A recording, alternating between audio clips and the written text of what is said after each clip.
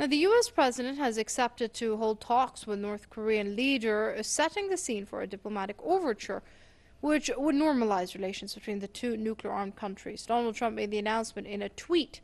However, the U.S. president said all sanctions and maximum pressure will remain in place until the two sides clinch an agreement. Reports also suggest that Washington will brief the UN Security Council about the development on Monday. This after a South Korean National Security Advisor said North Korean leader Kim Jong-un has pledged to stop nuclear tests and invited Trump for a meeting by May.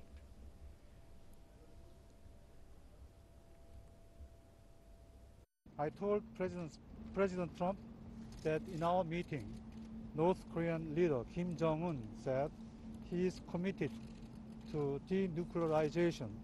Kim pledged that North Korea will refrain from any further nuclear or missile tests. The South Korean official made the announcement at the White House after delivering a letter from Kim to Trump. The official also said that joint military drills by the U.S. and South Korea will go ahead as planned. Well, let's speak to Jason Unruhe. He's a political commentator and he joins us via Skype from Niagara Falls. Many thanks for joining us here on PressTV, Mr. Unruhe.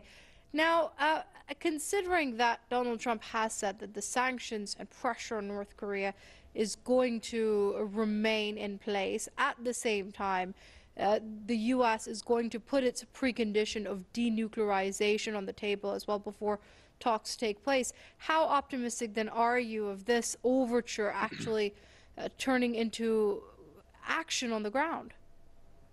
I think that there's definitely room for some kind of negotiation between the two sides.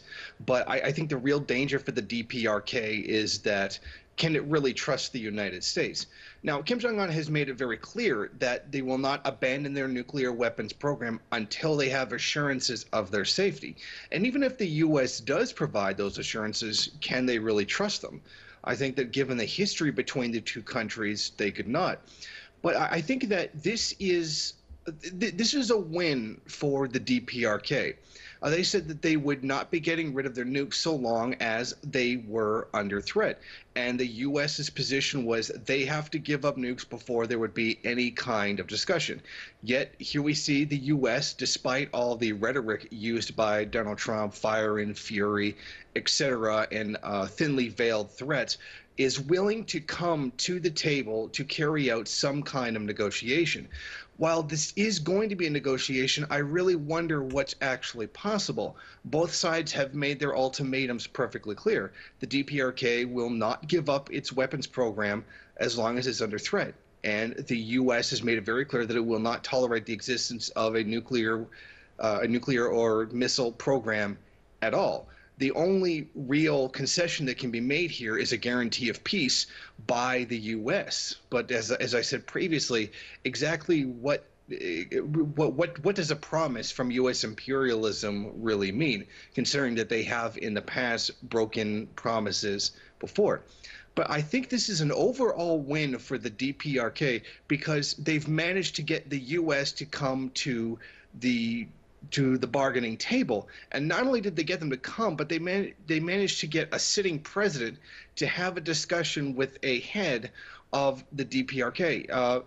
By my memory, this hasn't happened before, where the head of state of the DPRK and the head of state of the U.S. have sat down together. This has happened in the past through mediaries, through former presidents coming in. For example, Bill Clinton did once visit Kim Jong-il, but I don't recall this ever being the case where the two heads of state have met directly.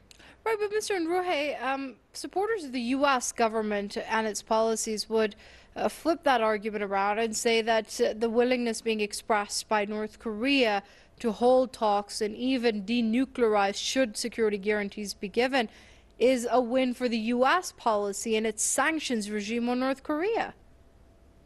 I don't think so, because I think that the real issue here is that they want it gone so that they're not a threat.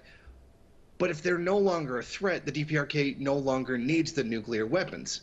So what the U.S. would be backing down and not presenting a threat to the DPRK. This would actually be the U.S. admitting that they can't win this situation the way they want to. If they're not a threat, then the weapons aren't needed. So it's kind of like if the U.S. stops causing the problem, the consequences of the problem will cease to exist. I don't think this is a win on their part. I think this is a rather smart move on their part, recognizing that their militarism towards the DPRK is not going to work. Sanctions against the country are not going to work. The DPRK is still going to go strong. It is still going to maintain its independence. As we've seen in the past, they were willing to suffer unbelievable horrors in order to maintain order and to maintain their independence. So I don't see how supporters of the U.S. could really see that in this context. I mean, they could say that, but I don't think it would necessarily be true because, like I said, as long as the threat from the U.S. exists, then the nuclear weapons need to exist. And if the U.S. backs down from their threats, then they've really only backed down themselves. Okay, another obviously aspect to all of this is the inter-Korean ties, and that's also we're seeing a lot of progress as far as that is concerned, specifically with the start of the Winter Olympics, etc. However, at the same time, one does wonder how much of those inter-Korean ties are tied with the way talks with the U.S. go. Should talks with the U.S. fail, what's at stake here? Oh, I think that definitely the inter-Korean talks have been what has spurred the U.S. to come to the negotiating table. This is what made them give up their complete and total ultimatum. Well, if the U.S. is going to be difficult, then the North is just going to communicate with the South, who is willing to negotiate, who is willing to deal with things peacefully. And this did drive a foreign policy wedge between the South and the United States. The United States made their ultimatum, and South Korea doesn't seem to be really interested in that kind of aggression. They do want to seek a path of peace where the U.S. does not. If the U.S. doesn't come to the table and carry out some kind of negotiation, or at least feign the appearance of it, then they're going to be left behind. And South Korea will eventually, along these lines, perhaps begin to break away from U.S. influence. So I think it's that the inter-Korean talks have perhaps waken up the U.S. just a bit to let it know that its warlike policy isn't necessarily going to hold in South Korea, that the South Koreans are tired of this kind of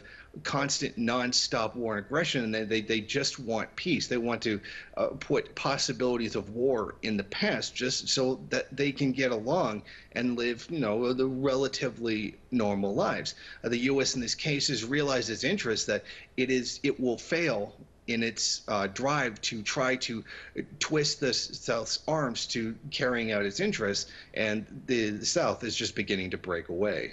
Okay, that's Jason Unruhe, political commentator, joining us via Skype from Niagara Falls.